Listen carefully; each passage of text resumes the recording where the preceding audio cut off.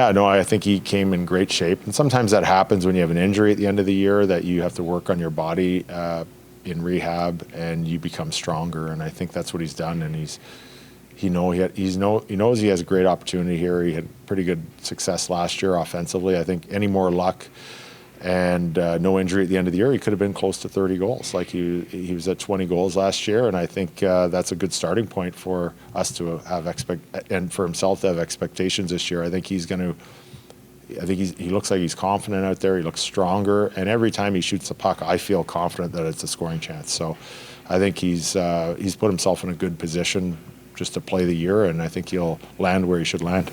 You worked on the special teams finally today.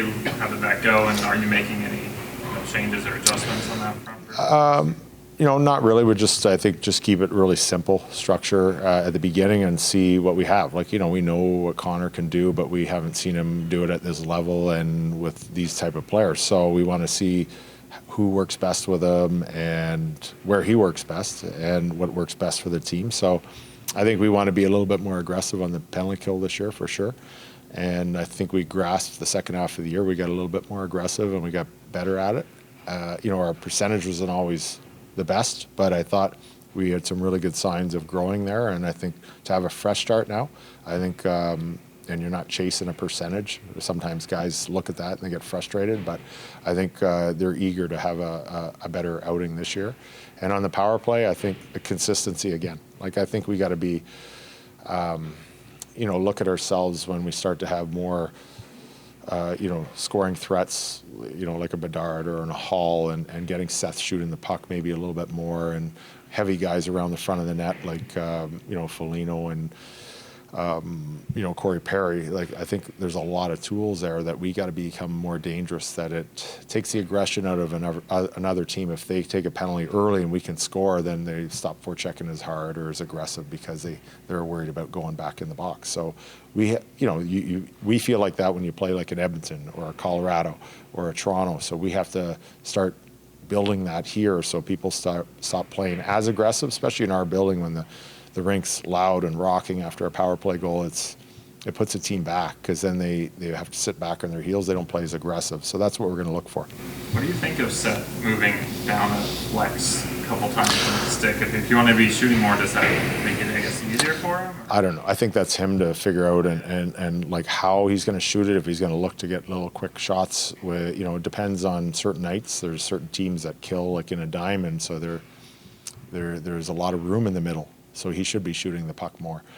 Does he have time to take a slap shot or a wrist shot? That's up to him. And I think, I think he's got great offensive abilities, and just getting back to a shot mentality early in a power play. It doesn't matter who's at the top, whether he's there or he'll rotate with a Connor or Taylor Hall, who's at the top. I think shooting the puck early is going to be big, because the other team's not quite set, and then we're moving, and we can gather rebounds and continue to have more ozone time. So, and then, like I said, honor that and pull everybody to the middle, and it'll give the outside guys more room to get inside. So that's going to be our preaching point on whoever's out there at any game at the beginning of the year. Just as teams pre-scout, they've got to be ready for a shot early, and I think that takes a little bit of aggression out of the other team's penalty kill first, trying to leak out and strike on the next guy that thinks they're going to get the puck.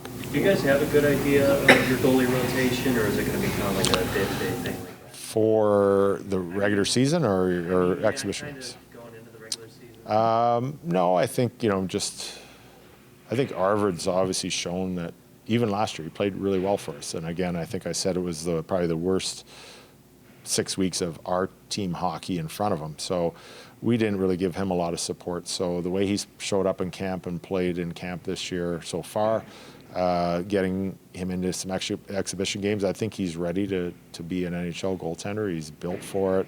He moves the puck well, and he's solid. And we saw here the other day in the scrimmage, if you don't get it even side to side where it should be a tap, and if you don't get it up a foot or two, it's not going to go in. He can really cover the bottom of the net really well. So I think, managing ice time. So Peter coming off groin injuries last year and a history of that. We got 3 games in 4 nights. We're going to play it smart.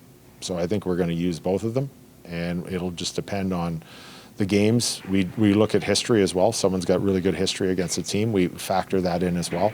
So sometimes they may play 2 games in a row, not necessarily flip-flopping them, but we'll take the information that we have and try and manage their ice so we're not overplaying someone, because there may be a time in the season like last year with injuries that someone might have to go a little longer. So let's have them ready for it. What kind of luxury is it to have a guy like Connor where he can play left side, right side, point, zone entries, all on the power play, where he's basically like a weapon in a lot of different areas? I know you guys had that with Kane last year, but just to kind of pick up maybe where you left off. I think because he's such a dynamic shooter from all those areas as well. Where, you know, Kaner was a great player, and he still is, but he was more of a playmaker, passer, and he'll finish off a play at times. But Connor's just a different dynamic player where he can be dangerous anywhere. Even today, I saw him on the goal line trying to lift one, put it off that little triangle beside the goalie's ear. He's very creative. He sees everything, and the goalie can't really pick up his release. So I think it's beneficial for us and him, because I think that's part of his game, is to be moving. If teams do a good job on the inside, he doesn't like to stay on one side. He'll move to the top, to the other side. And I think we just have to get all of the players that are going to play with him used to that and ready to play off of him. So there are obviously options on that, because people will focus on him. Is there anything that he has to adapt? I mean, just watching his games in junior, where, I mean, he'd have the puck everywhere on the ice in the power play, and just so used to having the puck so often, people deferring to him. Is there any aspect where he has to learn to adapt to who's on the ice with him as well, and maybe having that luxury in the past? Yeah, and I think not necessarily waiting for the puck to come to him. I think he needs to play the games faster here, and he's going to play with better players here. So they're going to be able to get him the puck or put it in an area where he can get it, and he doesn't have to go back and go be the third defenseman and get the puck and try and beat everybody up the ice like he did in junior, where he might not have had the same skill level as him. I think he's got to just get used to other guys making plays with him and for him, and run the routes that we put in our system just like anyone else. And he's intelligent, and he'll just run those routes maybe better and be more opportunistic when he gets the puck. He doesn't have to go end to end. I think that's the only thing. I think he knows that he doesn't have to go 200 feet every shift, and I think that's going to benefit him. It'll give him more energy when he is on the power play, and he can maybe stay out there a little longer. At the end of a game, he'll have more juice if we have to pull a goalie, and he's obviously going to be in that mix there of players to be in that position. So he's going to have he's probably not used to it. He's probably used to exhausting himself all game, where here I think he's going to have to learn to load management. So let other players play, do their jobs, and when he's out there, he's going to have a more effective ability because he's thinking clearer, he's feeling stronger because he's fresher. Foligno was telling us the story of when he was 19, coming into Ottawa, and he took one look at him and said, "I got to retire." Do you remember that? And is it weird pushing him down? Yeah, I played with his dad, and when I got traded at training camp, he was just moving the family from Buffalo because they came at the end of the last year, and Nick was running around the house about that big when I rented my house to them. And so when we got back together at the end of my career, he was a young guy coming out of junior.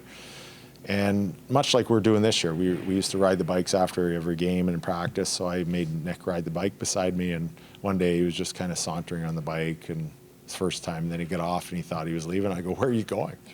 Like, I'm doing sprints because I'm the 6th, 7th defenseman trying to stay in the league. I go, "Get back on the bike." And he's like, "Oh." He came running back. He got back on the bike. And so we had a good relationship. We had fun with it. But, letting a young player coming out of junior that's used to being the star has to work his way into the league. And, I was just trying to be to him what now he is to guys like Connor and young guys coming in the league. Giving them the information. Don't let them, everything doesn't have to be a hard lesson. Give them some information beforehand, and then it's, see what they do with it and maybe follow through, make sure that they do it. And also just being a buddy for them too, like an older guy, even though there's an age separation.